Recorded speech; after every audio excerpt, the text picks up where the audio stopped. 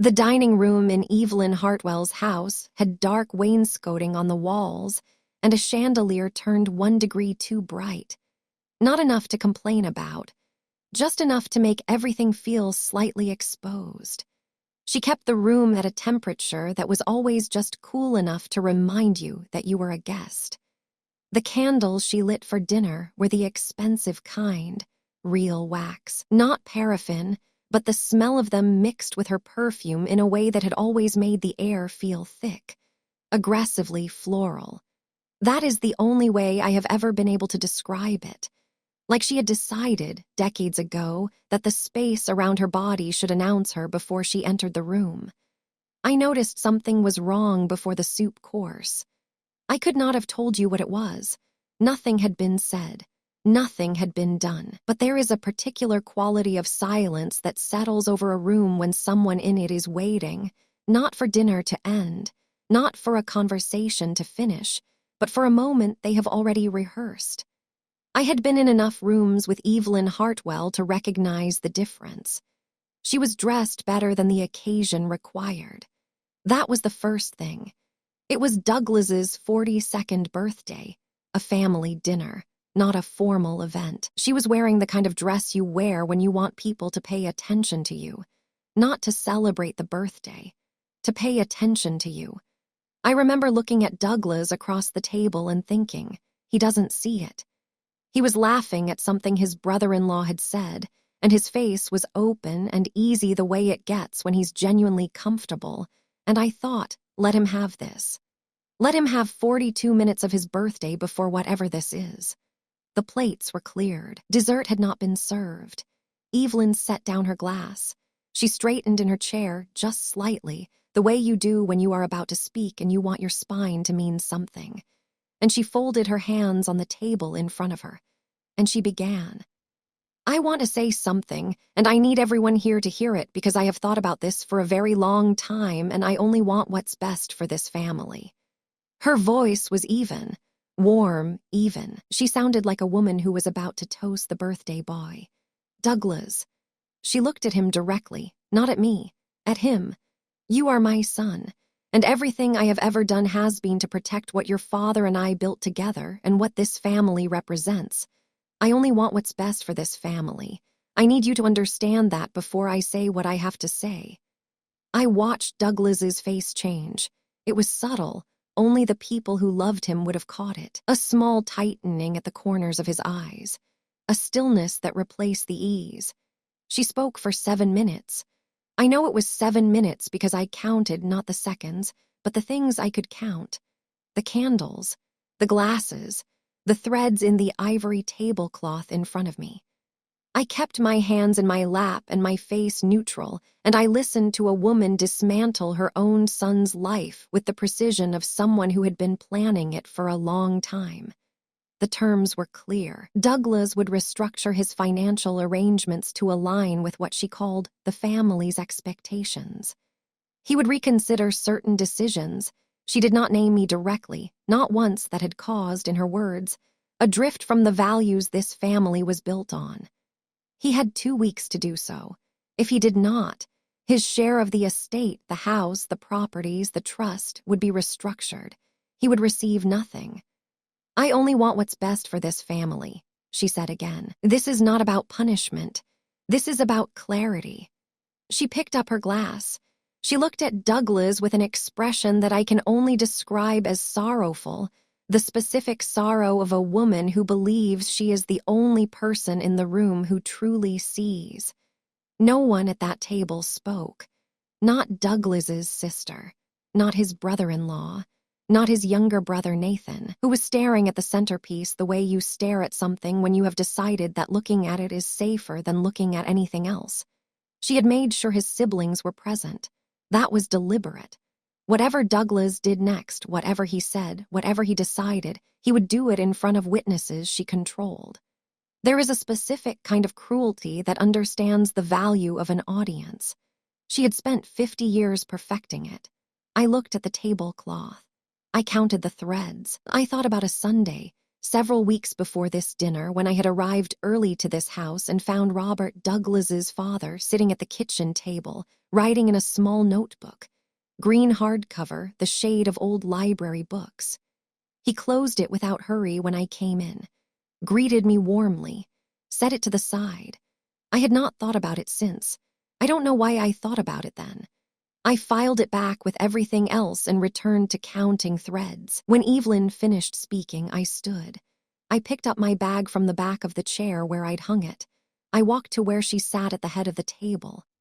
"Thank you for dinner, Evelyn," I said. The same words I had said at the end of every dinner for 16 years. The same tone. I did not vary a syllable, and I walked to the car. "I want you to understand something about that dinner. Because I know some of you are thinking, why didn't she say something? Why didn't she defend herself?" And the answer is, because I had been trained, over 16 years, to understand that anything I said in that room would become evidence against me. Anything I said could be reframed, retold, redistributed to every person at that table in a version I would not recognize. I had no receipt for my silence, but I had no receipt for my words, either. And Evelyn Hartwell had always been better at filing those than I was. Some of you know exactly what I mean by that. Stay with me. I sat in the passenger seat for 11 minutes. The car was cold. The street was quiet. Through the dining room window, I could see the shape of the chandelier and the suggestion of people who were not moving. Douglas came out to the car 11 minutes later. He got in. He did not start the engine.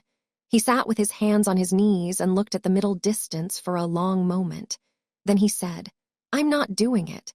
And I said, "I know." What I didn't say, what I couldn't say yet, because I didn't know it, was that the night Evelyn Hartwell believed she had finally won was the night she had already lost. She just didn't know it yet, and neither did I. The morning after the ultimatum, our kitchen smelled like coffee I didn't remember making. I must have started the pot before I was fully awake. On instinct, the way your body runs the familiar programs when your mind is somewhere else entirely. The light coming through the east-facing windows was the thin, flat kind you get in November, the kind that illuminates without warming anything. Douglas was at the table with both hands around his mug. He wasn't drinking from it. He was just holding it, the way you hold something when you need to feel that something is still solid. We didn't talk much that morning. There wasn't much to say that the silence wasn't already saying. What I remember most is the specific quality of that quiet, the way a house feels when it has absorbed something the night before and hasn't yet decided what to do with it. The walls held it. The air held it. Even the light seemed careful. Douglas went to work. I stayed home, and I began to remember. Not dramatically, not all at once. It was more like the way a room looks different when you finally turn on a lamp you've been navigating around in the dark. Nothing has moved. You just can see it now. I thought about a conversation that had taken place 6 weeks before our wedding. Evelyn had asked to meet me, just the two of us, which was unusual at a restaurant in Westport. She chose a table near the window. She ordered tea. She was warm. She was precise. She was performing exactly the warmth she always performed, and I had learned, by that point, to watch the performance rather than believe it. She waited until the tea arrived. Then she said, "I want to talk to you about something that Robert feels strongly about, and I want you to understand that this comes from love, from the family's love for both of you." She slid a folder across the table. Inside was a draft prenuptial agreement, specifically structured so that in the event of a divorce, any assets connected to the Hartwell family trust would revert to the family. She explained it the way you explain something you have already decided, not asking, informing. Warm but final. "Robert thinks it's wise," she said. "Given the estate planning we've done, it simply makes sense to protect everyone." I looked at the document. I looked at her. I said, "I'll think about it." I did not sign it. That night, I told Douglas. He went quiet in a specific way, the way he goes quiet when something lands and he needs a moment before he knows what to do with it. Then he called his mother. I heard his half of the conversation from the kitchen. It was short. When he came back, he said, "She says she never used the word require. She says she was only presenting an option. She says you may have misunderstood the tone." I had not misunderstood the tone, but there it was, the first time I saw it clearly. The private conversation and the public record would never match. What Evelyn said to me alone and what Evelyn said to her son were two different documents. I filed that away and thought, that is simply how she is. I thought the problem was her personality. I was not yet thinking about the pattern. 3 weeks after the ultimatum, I pulled out a box from the top shelf of the closet where I keep things I don't know what to do with. Inside was an envelope of photographs from Patricia's christening, Douglas's sister's first child, 7 years into our marriage. I had never displayed these photographs. I had always told myself it was because I had never gotten around to printing them properly, framing them, finding the right wall. I looked at them now with different eyes. There was the family grouping near the baptismal font. Douglas's mother and father, Patricia and her husband, the grandparents on both sides, the aunts and the cousins and the neighbors who had known the family since the children were small. I found the edge of the frame where I had been seated. I was not in a single photograph from that day. Not one. Patricia's husband's family, people the Hartwells had known for 18 months, appeared in 4 of them. I had been Douglas's wife for 5 years. I was not in one. If you have ever been erased from a family photograph, literally, physically absent from pictures taken at events you attended, drop the word "seen" in the comments. Because I need you to know, I see you. And what happened to you was not an accident. It was a choice someone made about whether you counted. And you do. I did not cry over those photographs. I put them back in the envelope. And I put the envelope in the top right drawer of my desk, the drawer where I keep things that matter. That was the first time I began keeping that drawer. The photographs were not the worst of it. The worst of it, the thing I had explained away most aggressively for the longest time, was what happened during the 2 years of Robert's illness. He had been diagnosed with a heart condition when I was 38. I offered to help. I offered to research specialists, to coordinate appointments, to do whatever was useful. Evelyn thanked me with the specific warmth of a woman who intends to forget the offer was made. And then, systematically, I was excluded from everything. I learned about Robert's hospitalizations from Douglas hours after they happened. I was not included in the family group calls about his care. When Evelyn organized a rotation of family members to stay with him during his worst weeks, my name was not on the list, and nobody mentioned the omission, because when Evelyn didn't include you, the family learned not to notice. I visited when Evelyn wasn't there. I sat with Robert in the hospital room, and we talked the way we always did, directly, without performance. He asked about my work. He made me laugh about the hospital food with the dry precision of an engineer. I did not know, sitting in that plastic chair beside his bed, that he was paying attention to something I couldn't see. I thought I understood what Evelyn was doing. I thought she was a controlling woman who needed to own her husband's crisis the way she owned everything else in that house. I thought the problem was her need for dominance, her inability to share the people she believed belonged to her. I thought that was the whole story. I was wrong. If you are new to this channel, this is what we do here. We don't perform outrage. We reconstruct the truth, one memory at a time, until the whole picture is visible. Subscribe so you don't miss how this ends. Because it ends in a way I could not have predicted when I was sitting in that car. I spent the next 7 years building a life that had nothing to do with the Hartwell family. And I was good at it. Better than I expected. What I didn't know, what nobody told me, was that someone else had spent the same 7 years building something too. Something very different. And it was already almost gone. It was a Tuesday morning in November, and the light was the kind that gives nothing away. Low and flat, the way November light gets when the sky has decided not to commit, not rain, not sun, just a gray presence sitting on the street without warming it. I was at my desk by 7:30. Coffee made, first file open. The neighborhood was quiet in the way it gets once the season has turned, and people have stopped lingering on their way to anywhere. The knock came at 8:12. I know the time because I looked at my phone when I heard it, not because I was expecting anyone, but because an unexpected knock at that hour makes you reach for a timestamp without thinking. The way you document things before you know you're documenting them. I opened the door. 7 years is long enough to forget certain things. The exact pitch of a voice, the precise way a face moves, when it is performing an emotion rather than feeling one. I had forgotten neither of those things about Evelyn Hartwell, but I had forgotten her scale. In my memory, she occupied rooms. She rearranged atmospheres before she removed her coat. The woman on my doorstep was thin. The coat was good wool. It had been good wool for a long time, the kind of quality that reveals its age honestly once the upkeep stops. No jewelry, no car in the driveway, no phone in her hand. She said, "I'm sorry to arrive without calling. I wasn't sure you'd answer if I called." That was true. I wouldn't have. I stepped back from the door. "Come in," I said. I made tea. I set it in front of her at the kitchen table, the same table where Douglas had sat 7 years ago, holding a mug he wasn't drinking from. She wrapped both hands around the cup, and for one unguarded moment the gesture was so human that I felt something almost soften in me.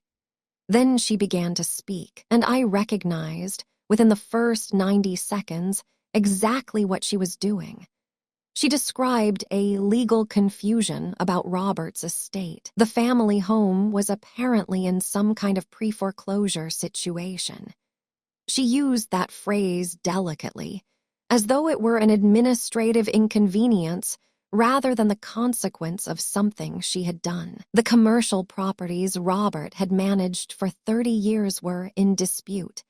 She wasn't certain who to contact. She wasn't sure what her rights were. She was simply, she said, a widow trying to navigate something that had become quite complicated. She mentioned Douglas 3 times in 45 minutes, not to reconnect, not out of sentiment. Each mention was specific. She understood he had done well in his work. She knew we had moved to a larger house 2 years ago. She assumed we had been fortunate with our investments. She delivered these observations the way you deliver them when you want someone to understand that you know exactly where they stand. It was not conversation, it was inventory. And then, near the end, when the tea was nearly cold, she said it, casually, the way you say something you have said 100 times, because you have. Douglas has always been too generous for his own good. He sees the best in people, even when the rest of us can see exactly what's there. She smiled when she said it, the same smile she had always used to deliver that sentence, as though it were affection, as though it were concern. I looked at her across the table and I thought, you have been saying that sentence for 20 years, and you still believe it protects you. I said nothing. I made more tea.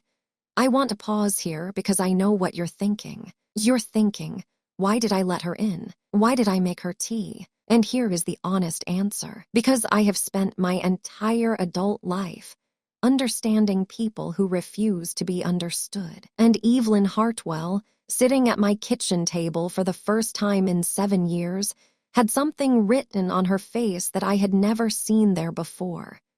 She was afraid, and I needed to know what she was afraid of. Stay with me. She left 45 minutes after she arrived. I walked her to the door. On the step, she paused and said, with the specific warmth of a woman who has not run out of performance even when she has run out of everything else. I always knew Douglas married someone capable. I suppose I should have said so sooner. Drive safe, Evelyn, I said. She had no car. She walked to the corner and turned left. I watched until she was gone. Then I stood in my own doorway in the November cold, and I let myself feel something I had been holding at careful distance for the entire 45 minutes. Because here is what she stole from me. And I need to say this before any of the legal pieces arrive. Because the legal pieces will arrive, and they will be significant, but they are not the loss I carried for 7 years without a name for it. Evelyn Hartwell stole my place in Douglas's family history. Not the money, not the property. She stole the record of my presence. My name, absent from those christening photographs. My role unacknowledged at Robert's funeral reception. I organized the food. I drove Douglas to the funeral home. I held his hand in the parking lot while he cried.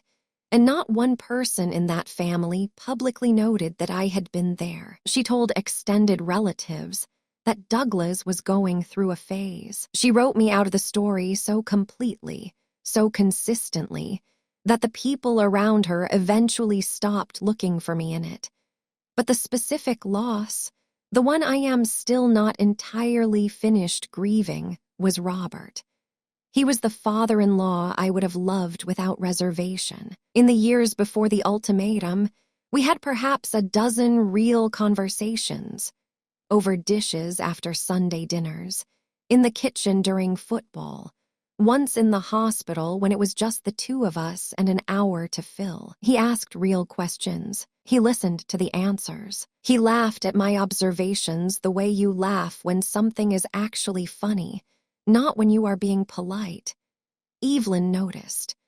She began, quietly and deliberately, engineering Robert's absences from the rooms where I was present, redirecting him before we could settle into conversation, managing the geography of the house so that the kitchen moments became shorter, then rarer, then gone. By the time the ultimatum was delivered, I had not been alone with Robert in 2 years. I had told myself this was the natural rhythm of a large household. His health demands, her need to manage. That was not what it was, but I didn't know how wrong I was until later, until much later, and from a source I could not have anticipated. I went inside. I went to my desk. I opened the top right drawer, the one where I keep things that matter, and I found, under the christening envelope and a folded piece of paper I had written on the night of the prenuptial conversation and never thrown away, a business card. David Cheng, attorney at law, Bridgeport, Connecticut. Robert Hartwell's estate attorney. I had met him once, briefly, at the funeral. He had shaken my hand and said something kind. I had kept his card for no reason I could have named at the time. I dialed the number. He picked up on the second ring.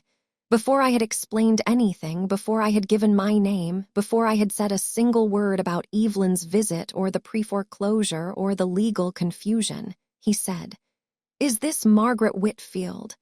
I said yes. He said, "Did she mention the original trust document?"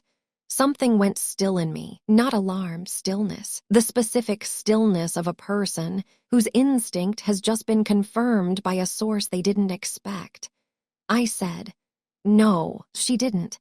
He was quiet for a moment, a considered quiet, the kind that holds something behind it. Then he said, "I've been waiting for this call for 7 years. I need you to come into my office. Bring Douglas." That evening I told Douglas about Evelyn's visit. He was quiet in the way he goes quiet when he is absorbing something he didn't anticipate. Still hands. A particular set to his jaw. We sat at the kitchen table and I told him what she'd said and what she hadn't and about the phone call. He was quiet for a long moment after that. Then he said, "I never saw the green notebook after Dad died. At the walkthrough," I said. "I don't see Dad's notebook anywhere." And nobody said anything. Nobody even looked up.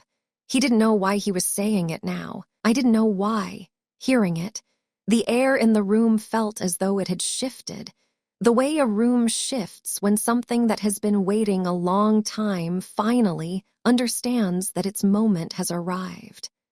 David Cheng picked up on the second ring. He knew my name before I said it, and the first thing he said before I had explained anything, before I had asked a single question was, "Did she mention the original trust document?" And I said no. and he was quiet for a moment. And then he said, "I've been waiting for this call for 7 years." That was the moment I understood that this was not a legal confusion. This was a war, and someone I loved had already fought it and won without telling a single person. David Cheng's office was on the 4th floor of a building in Bridgeport that had been built for function and never reconsidered. The carpet was dark green, the institutional kind, the color of something chosen to hide what accumulates over decades of foot traffic and paper, and people sitting in chairs with difficult news in front of them. The air smelled of recycled climate control and documents that had been filed and retrieved and filed again for 30 years. There was a conference table with 4 chairs, a window with a partial view of the street below. The light coming through it was precise and flat, the kind that shows you exactly what is in front of you without warmth, without softening. I arrived before Douglas. I sat in one of the 4 chairs, and I looked at the empty table, and I told myself I was prepared for what I was about to hear. I was not prepared. David Cheng was a small, careful man in his early 60s, with the manner of someone who has spent a career being the person in the room who knows the most and says only what is necessary. He shook our hands when Douglas arrived. He offered coffee. He did not make small talk. He sat down. He placed a manila folder on the table in front of him. He folded his hands on top of it.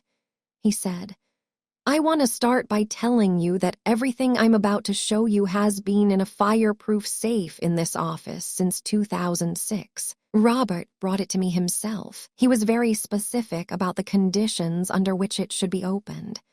Douglas said, "What conditions?" "A legal challenge to the estate," Cheng said, "or a direct inquiry from either of you." He looked at me when he said the last part. He listed you both by name.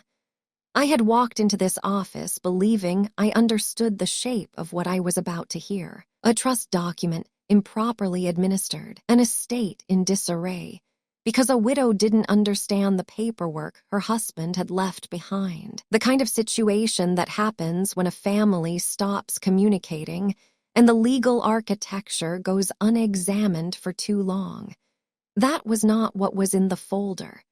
Cheng opened it without ceremony. The first document he placed on the table was dated 2001, 15 pages, dense with legal language, notarized on every signature page. He said, "This is the Hartwell Family Trust, as Robert established it. This is what he signed. This is what he instructed me to draft." He turned to a specific page and set it in front of Douglas. Equal distribution among 3 children, Douglas, Patricia, Nathan, Evelyn designated as survivor beneficiary only, the estate passing to the children at her death. And there, in the specific language of a document that someone had spent careful time constructing, Douglas Whitfield and his lawful spouse, Margaret Ann Whitfield, my name, in a document that had existed since 2001. 3 years before the ultimatum, 9 years before Robert died, sitting in a fireproof safe 2 hours from my house while Evelyn told anyone who would listen that Douglas had forfeited his place in this family. I thought she knew this document existed. I thought she knew my name was in it. I thought that is why she moved when she did. But that wasn't the part that stayed with me, because Cheng then placed a second document beside the first. He said, "This is what was filed with the county register in 2004, under Robert's name. 6 pages, careful legal language, designed to read like a routine amendment." But Cheng walked us through it line by line, and what became visible, what became undeniable with each line, was what had been removed. The equal distribution clause, gone. The provision naming Margaret Whitfield as Douglas's spouse, gone. In their place, consolidated control vested in Evelyn alone, with distribution at her sole discretion. Douglas said, "He signed this." Cheng said, "He did not." The room held that sentence for a moment. Douglas said, "Then who?" Cheng said, "That is the next part of what I need to show you, but first I want you to understand what Robert did when he found out." Robert Hartwell discovered the amendment in 2006 during a routine conversation with Cheng about updating his beneficiary designations. When he saw, for the first time, a document registered in his name that he had never reviewed, never discussed, and never signed, he did not go home and confront Evelyn. I want you to understand why, because when I first heard this, my instinct was the same one some of you are having right now. Why didn't he say something? Why didn't he walk through that door and put the document on the table and demand an explanation? Because he knew what would happen if he did. He was 70 years old, his heart was failing, and Evelyn had spent 48 years controlling the social architecture of their life. The relationships, the narratives, the family's understanding of who was reliable and who was confused. A direct confrontation would have produced one outcome: destroyed documents and a husband whose mental clarity could be quietly questioned by a wife who had 48 years of credibility in that community. He understood this clearly, and so he did something else. He called Cheng. He came to this office, and he spent the next 3 years, the last 3 years of his life, building, quietly and methodically, a legal case that could survive his own death. A new will, properly witnessed, a notarized affidavit stating that he had not authorized any amendment to the trust after 2001, documentation of specific conversations he had overheard, and a journal, 4 years of entries in his own hand, covering everything he had observed and everything he knew. He delivered all of it to Cheng personally in September 2006. He gave specific instructions: hold everything in the safe, use it only if the estate is legally challenged. Tell no one. He told no one, not Douglas, not Nathan, not a single person in his life who might, with the best intentions, have said something to someone who would have said something to Evelyn. He trusted the documents to speak after he couldn't. Cheng reached into the folder one final time. He placed something on the table that I recognized before I understood what I was seeing. A small hardcover notebook. The cover was green, a particular shade, the color of old library books, the color of something I had noticed once in a kitchen on a Sunday afternoon, and filed with 100 other unremarkable details and forgotten completely. It was not unremarkable. It had never been unremarkable. I simply hadn't known yet what it was. Cheng said, "Robert delivered this in September 2006, 3 months after he discovered the amendment. He asked me to keep it with the other documents. He set it on the table with the care of someone handling something that belongs to a person who is no longer present to handle it themselves. He told me he couldn't say what needed to be said directly, but he could write it down, and he trusted that eventually the right people would hear it. The notebook was perhaps 150 pages. The cover was worn at the corners, not from age, but from use, from being picked up and set down and picked up again over 4 years of careful, private documentation. The binding was intact. The pages, when Cheng opened it, were dense with small, even handwriting, the handwriting of an engineer, unhurried, precise, each letter formed as though legibility were a form of respect for whoever would eventually read it. Cheng turned to an entry dated April 14, 2008. He read aloud. Robert had documented a conversation he overheard, Evelyn and Patricia, in the hallway outside the kitchen, believing themselves unobserved. Evelyn's words, recorded in Robert's careful hand. The paperwork has been handled. Douglas's portion has been addressed. He made his choice and the estate reflects it. Patricia's response, 3 words. Does he know? And Evelyn, he doesn't need to. Cheng closed the notebook, Douglas did not speak for a full minute. I watched him sit with his father's handwriting, the specific way he went still, the way his jaw set, the way he looked at a fixed point on the table as though the surface of it were the only stable thing available. He did not cry. He simply held it. The weight of what it meant to learn that your father knew, and acted, and said nothing, because saying something would have put the evidence in danger. I want to stop here for a moment, because I know what some of you are feeling right now. You're thinking about someone in your own life who saw what was happening and said nothing, maybe because they couldn't, or because the person they loved would have destroyed the evidence if they'd known. Robert Hartwell was that person. He wasn't perfect. He stayed in a marriage that had long since stopped being honest, and he let a great deal happen over decades that a different man might have confronted sooner. But in the end, at the end when it mattered most, he chose the truth. He chose it quietly and completely, with everything he had left, and I am still not entirely sure how to carry that. When Douglas finally spoke, his voice was level. He said, "How long have you had all of this?" Cheng said, "Since September 2006. Douglas nodded once. He picked up the green notebook from the table and held it in both hands, not opening it, not reading it, just holding it the way you hold something you are not quite ready to look inside of yet, something you know will require more than you currently have available. He held his father's handwriting, and the room was quiet around him. The journal was just the beginning, because what Cheng showed us next, what he had been holding in that safe for 7 years, was not just evidence of what Robert knew. It was evidence of exactly when Evelyn did it, exactly who helped her, and exactly how much of my husband's inheritance she had already spent. The parking garage beneath Cheng's building smelled of exhaust and concrete, and the particular cold that collects in underground spaces.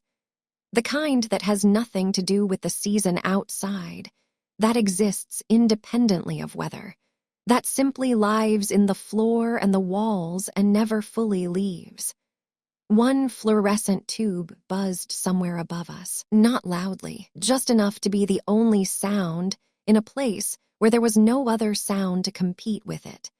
We had been in that conference room for 2.5 hours. Douglas had driven us here, and now he sat in the driver's seat with his hands in his lap, not reaching for the keys. The engine was off. The garage light turned everything a specific shade of yellow-gray, the color of a place that has never once been warm, that was not designed for warmth, that has simply always been this.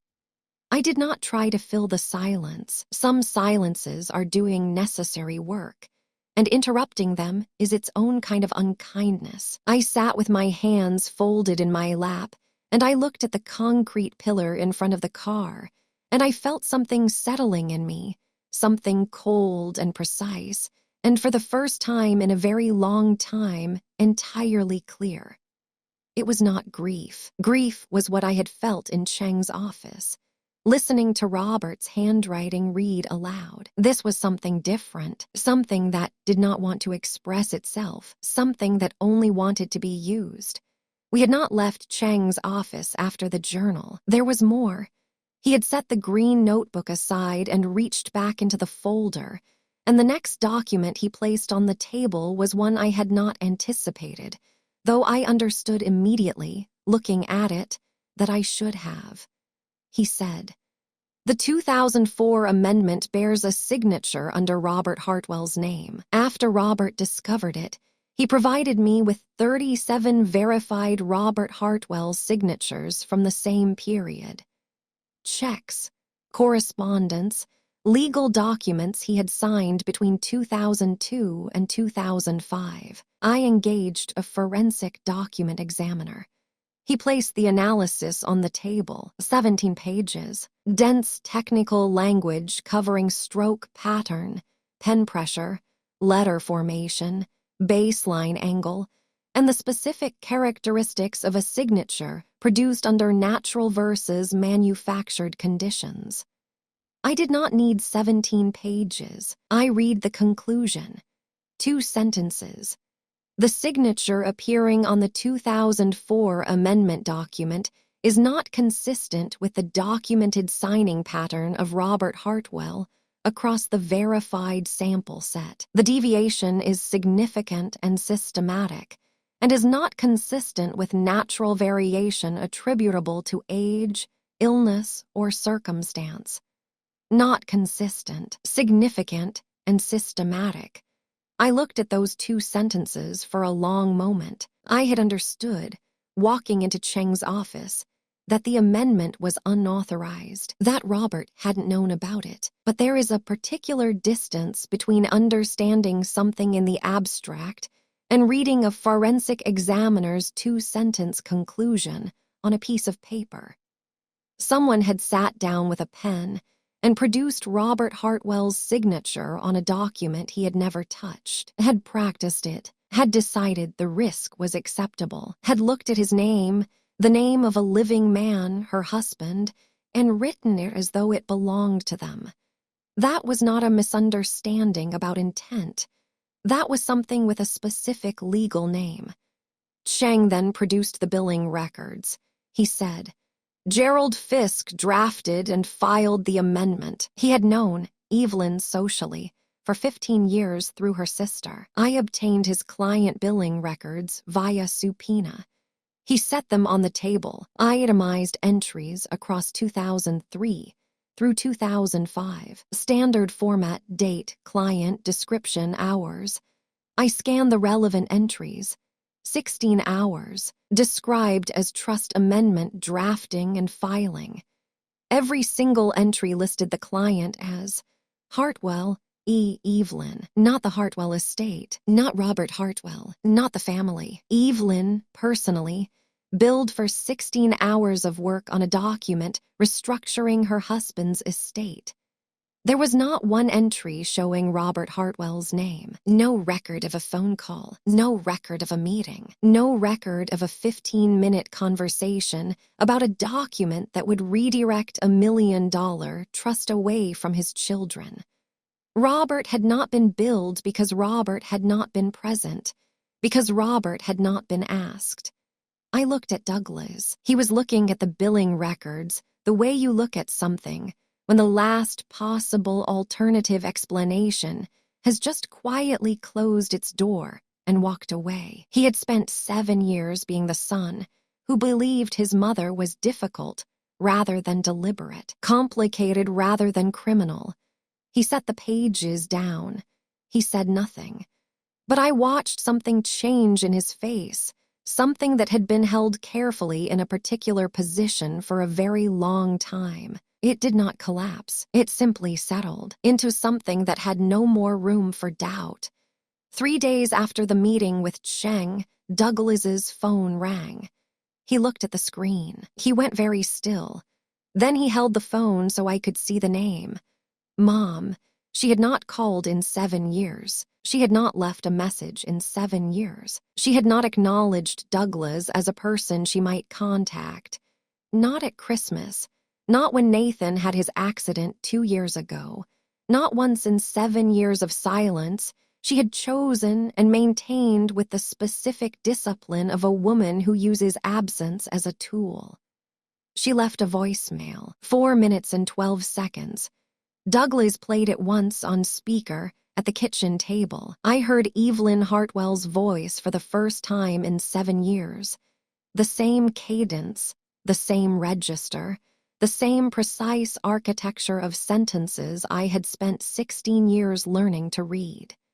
She said, Douglas, I don't know what document someone has decided to show you or what has been said, but I need you to hear me. I have always done what your father wanted. Every decision I have ever made has been for this family. I only want what's best for this family. That has never changed, and I need you to hold on to that before you do something you cannot undo. A breath, controlled, placed.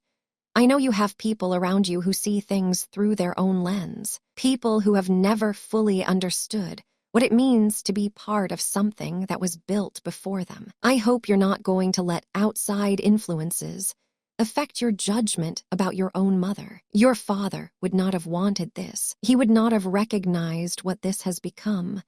4 minutes and 12 seconds. Outside influences. She said it without hesitating, without a tremor. The way you say a phrase you have used so many times, in so many private conversations over so many years, that it no longer feels like a choice. It just arrives, fully formed, because it has always been the word for the thing she meant. I was the outside influence. I had always been the outside influence. I was what happened to Douglas before she could prevent it. And in 23 years, she had never once updated that assessment. Not in light of evidence, not in light of time, not in light of anything. She called it outside influences standing at the edge of a table covered in forensic analysis and subpoenaed billing records. She called it outside influences from a one-bedroom apartment in a town where no one knew her name because she had spent the estate that was never legally hers. She called it outside influences. She said it outside influences. She had been calling me that for 20 years without using the word. I was the outside influence. I was what happened to Douglas before she could stop it, and listening to Douglas play that voicemail. Hearing her voice for the first time in 7 years, the same cadence, the same register, the same specific way she had of turning cruelty into concern. I understood something I should have understood years earlier. She was never going to change. She was just going to run out of people to use. And she had.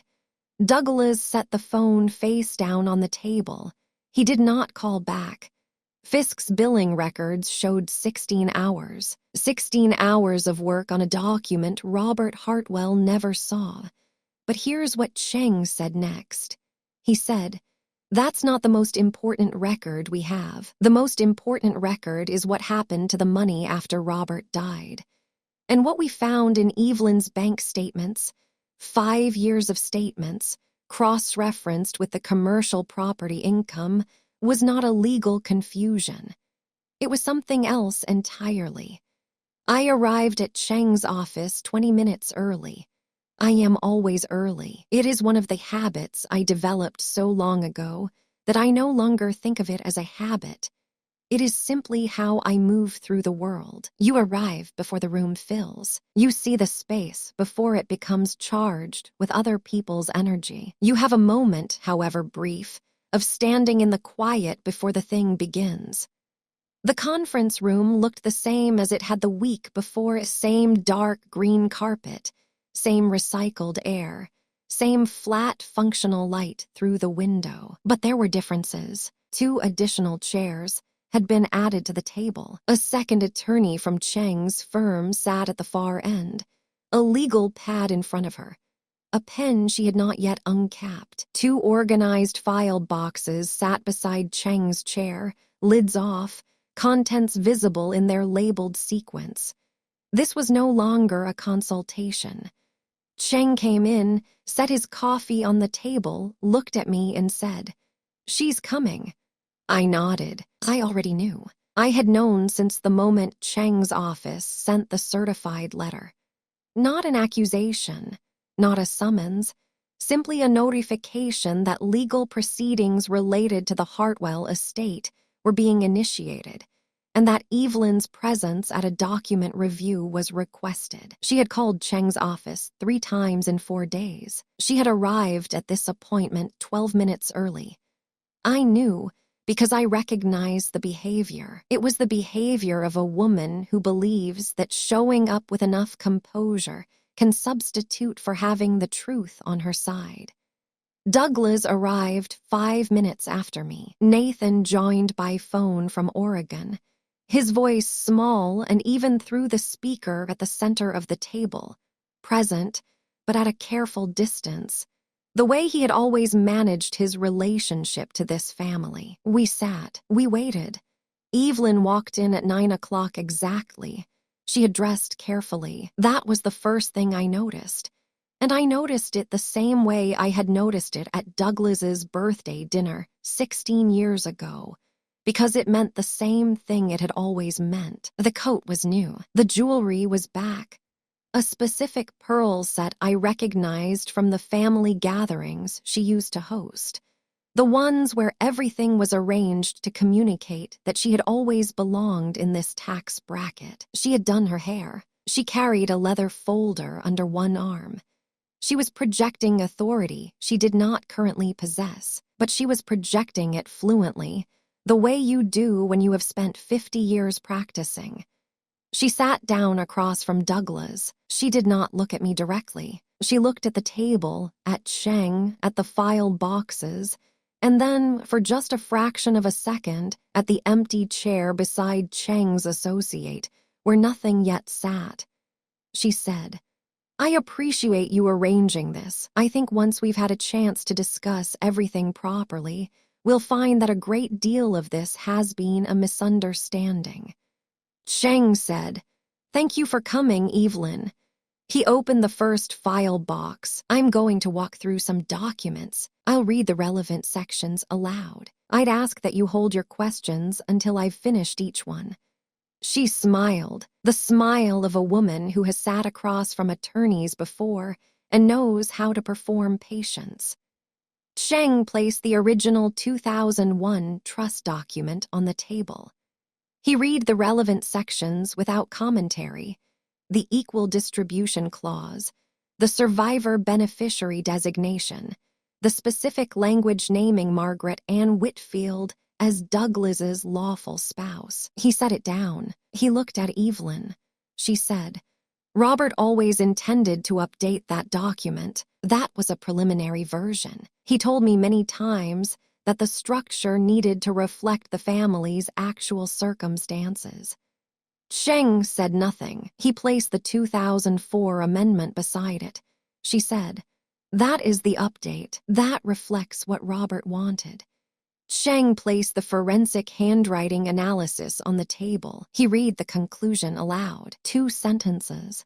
She said, "Robert's hand was affected by his medication in those years. Anyone who knew him could tell you his signature changed. That analysis doesn't account for the natural variation caused by his condition." Cheng placed Gerald Fisk's billing records on the table. He read the client name from each relevant entry. "Hartwell, E. 16 times. She said, "Gerald was a family friend. The billing arrangements between family friends are often informal. That doesn't mean Robert wasn't part of those conversations. I have sat across from people like Evelyn Hartwell my whole life, people who, when the evidence lands in front of them, do not feel shame. They feel inconvenienced, people who look at proof and see only a problem to be managed. And I want you to understand, this is not a character flaw. This is a choice. Evelyn Hartwell was not incapable of knowing right from wrong. She was committed to not caring. There is a difference, and that difference is what the next document made impossible to ignore." Cheng's associate reached into the second file box and placed something at the edge of the table. The green notebook.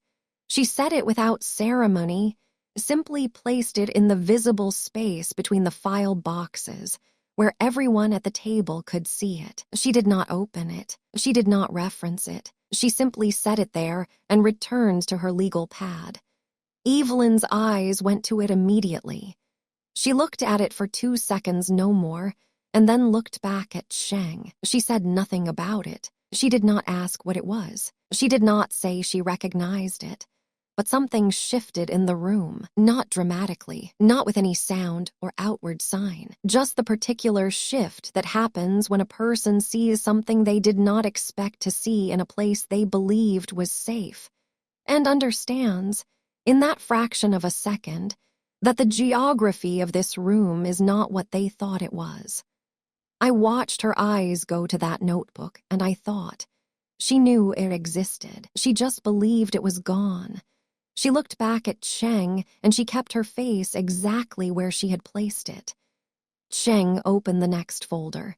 He said, "This is a notarized affidavit executed by Robert Hartwell in March 2007, 3 years before his death. witnessed by 2 independent parties, and filed with this office. He read it aloud, the careful, precise language of a man who understood he was building something that would have to stand without him. Robert stated clearly that he had not authorized any amendment to the Hartwell Family Trust after its original establishment in 2001, that he had discovered the existence of a filed amendment in 2006, that he had reason to believe the amendment had been executed without his knowledge or consent. He named no one. He didn't need to. Evelyn said, "Robert was not well in 2007. His judgment was." Cheng said, "The affidavit was reviewed by 2 independent physicians who confirmed his capacity at the time of signing. That documentation is in the file." She stopped. For the first time since she had walked into this room, she stopped mid-sentence, not because she had run out of words, because she had, for one unguarded moment, run the calculation and found the column didn't balance. But only for a moment. She said, "I think what we're all forgetting is that I spent 48 years building this family. Everything Robert had. He had because of the life I created around him. The relationships, the reputation, the social foundation that made his business possible. That is not nothing. That has never been nothing. And Douglas has always been too generous for his own good.